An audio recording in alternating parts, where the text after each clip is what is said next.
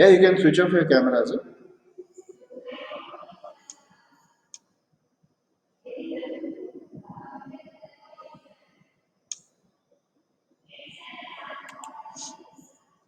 Yeah, so as I was saying, when you hear this word for the first time, this word drainage, what is the first thing that comes to your mind?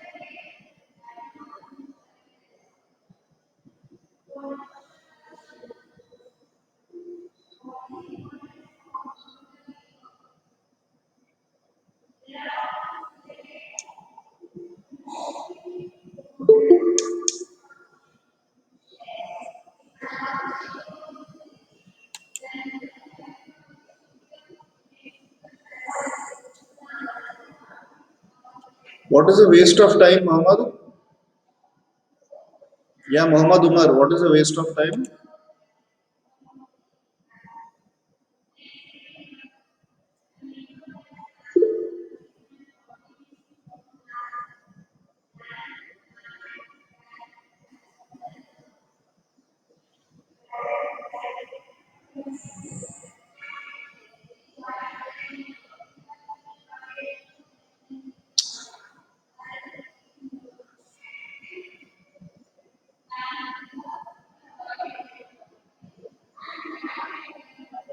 Yes,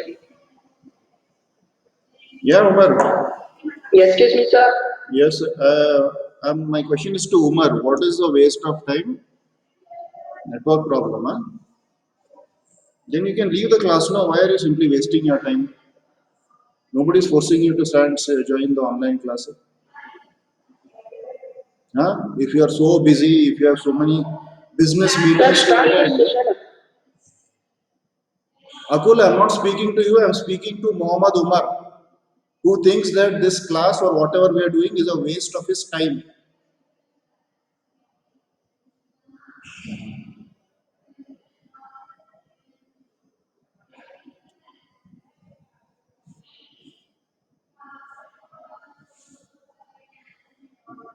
All very busy people, right?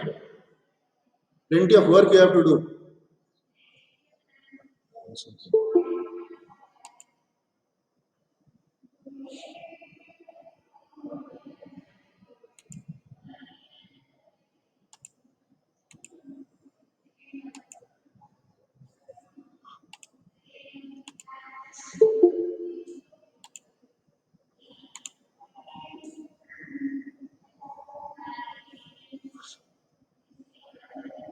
Okay, so I have a question to ask, and till now I've not got an answer from anybody. I asked the question, when you hear this word drainage, what is the first thing that comes to your mind?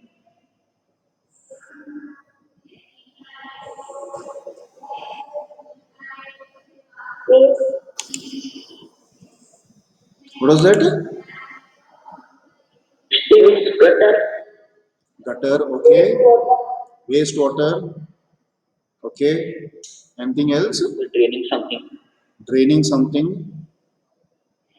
Drainage is the system or process by which water or other liquids are drained from a place. Okay, Google meaning definition I got. Thank you for that. River water. New says river water. Nobody up till now, nobody is saying river water. Only New says river water. Everybody is saying what? Wastewater, sewage, gutter, flowing. Okay, see, the normally it is normal that first thing that comes to our mind when we hear this word drainage is maybe wastewater flowing to some place and it is joining a gutter and ultimately it is getting thrown off or getting wasted or whatever. That is the first thing that comes to our mind, drainage. But in geographical terms, when we use this word drainage, it basically means the flowing of water through a particular path and emptying of those waters in a particular place. That is called, this entire system of process is called as drainage. So in geographical terms, when we talk about drainage, it mainly refers to the system of rivers that we have in India. The drainage system means the system of rivers that we have in India in geographical terms. Okay, so we are talking about geography here, and that is why we are learning about the word drainage in purely geographical terms. So India as we know it,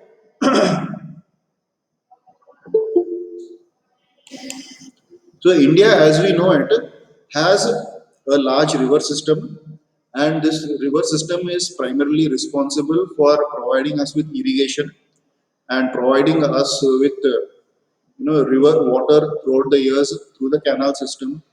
So it is difficult to imagine any country to survive without a proper river system. It contributes to the economy in a very heavy way because it helps us, it facilitates us to do our agriculture. So this year in your geography, this drainage lesson that you have, unfortunately, it has been removed from this year's portion in the revised syllabus that has been received by CBSE. So, but not the entire lesson has been removed. The map work which is there for this lesson is there for you.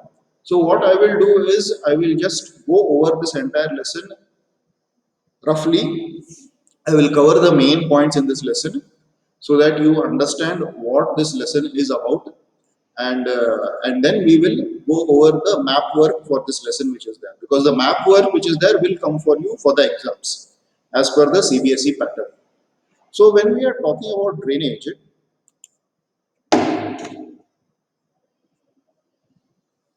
in the official terms, the official meaning that we have is drainage is referred to as the river system of an area. A river along with its tributaries is called a river system. There are two parts, there are three parts to the river basically. There are tributaries, the river, and then the distributaries. The tributaries are the various small branches which go and join the main river, and the distributaries are the again different small branches which split up from the main river and empty themselves into the ocean, into the sea. So tributaries, river, and the distributaries. So this entire system, it is called as the drainage system. And we have a drainage basin. It is the area where where the water is drained by a single river system. That is called as a drainage basin. Any upland which separates two drainage basins is called as a water divide. So whenever we have water flowing in the middle and the higher levels of land on the other side, those things are called as upland. The river system of India are divided into two groups. We have the Himalayan rivers, also known as the perennial river system, and the peninsular river system.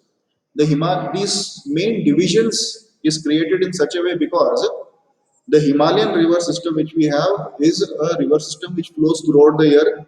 It receives its water supply from the melting of glaciers from the Himalayas, and these rivers flow throughout the year because the water supply to them is continuous, and plus even during the monsoon season receive water from the monsoons, from the rains. Whereas the peninsular river system, little bit more towards the central and southern part of India, this peninsular river system, because it flows in the Indian peninsula, these rivers are mainly seasonal, because in the summer season they are going to dry down, many of them do dry out and they stop the flow, but during the monsoon they receive the water from the monsoon and they flow to their full capacity in the monsoon season. So these rivers, they are called as the peninsular rivers, whereas the rivers which originate from the Himalayas and flow towards the northern plains, they are called as the perennial rivers. There are different kinds of drainage patterns, there are different kinds of plains, there are various ways in which a river flows, because a river flow is mainly dependent upon the type of land which is there. What type of land is there? Is it a muddy kind of land? Is it a clayey type of soil? Is it rocky area? Does it have a slope? Is it a flat land? These are the numerous different factors which contribute to the different flowing patterns of each and every river. We will not be going into the details of the types of drainage patterns. The more important parts in this lesson are basically the rivers itself and their origin and their place of drainage. So these are the three parts that we will be learning in this chapter. Although this entire part will not be coming for exams, but still it is information which you require to know.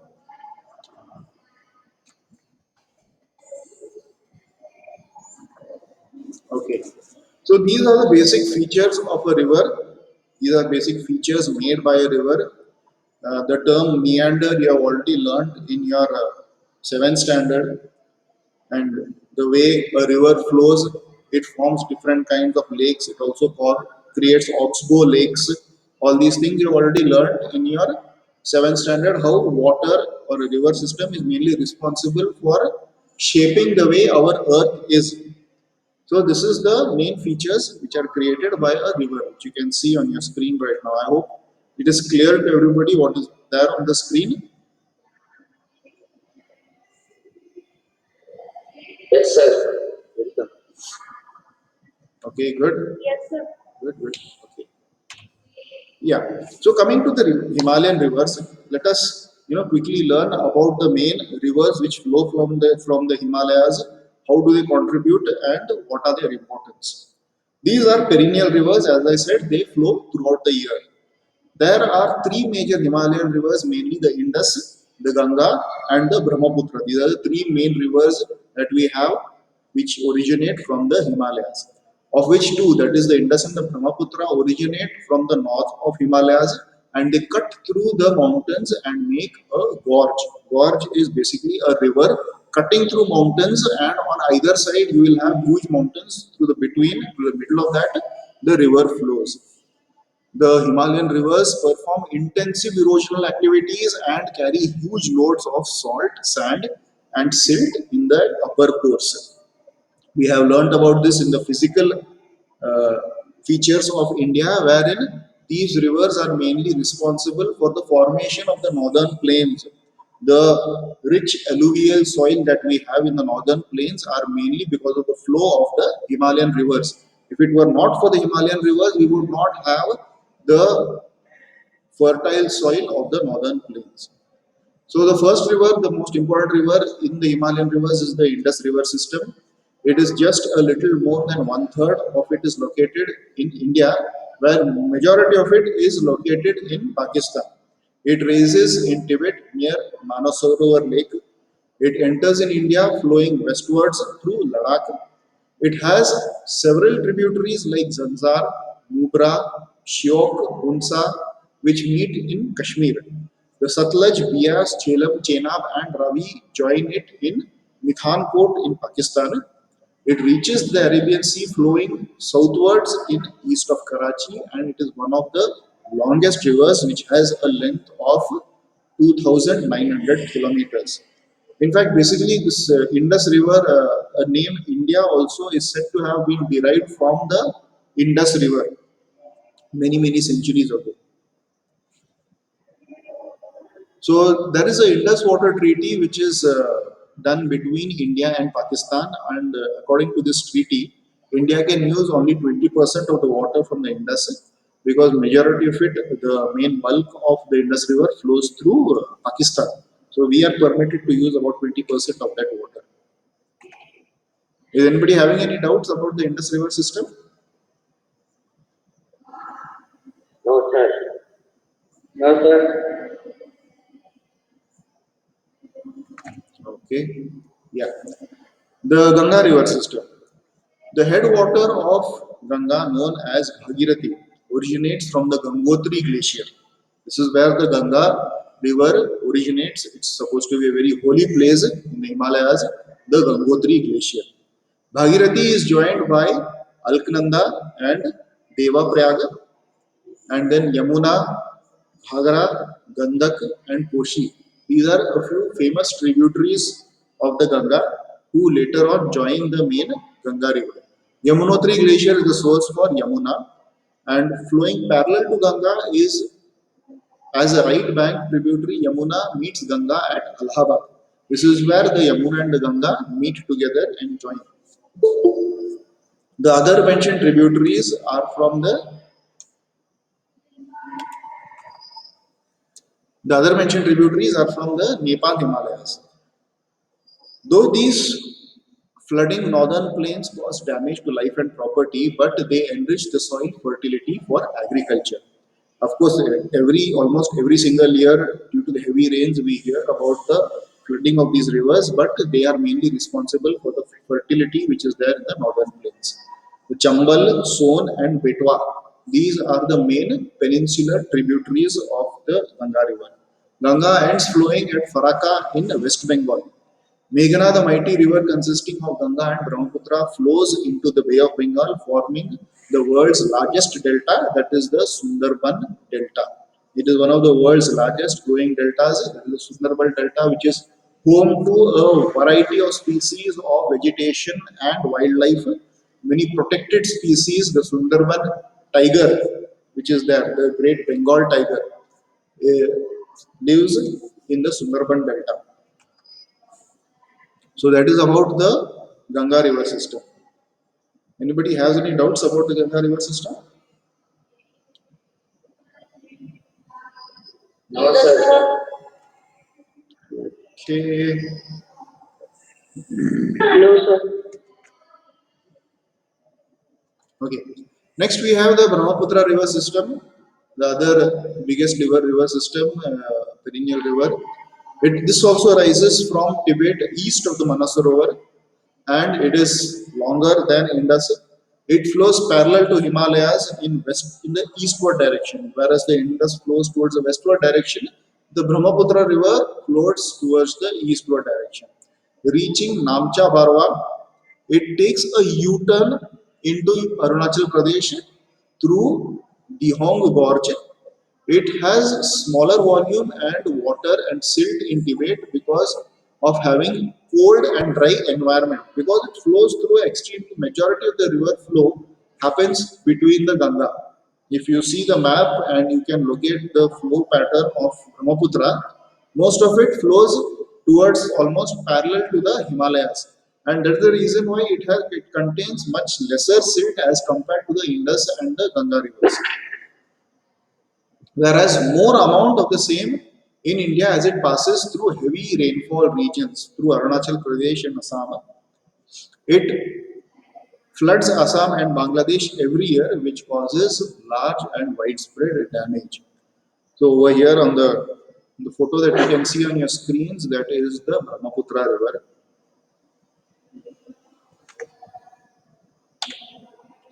Right, so these were the three main important perennial rivers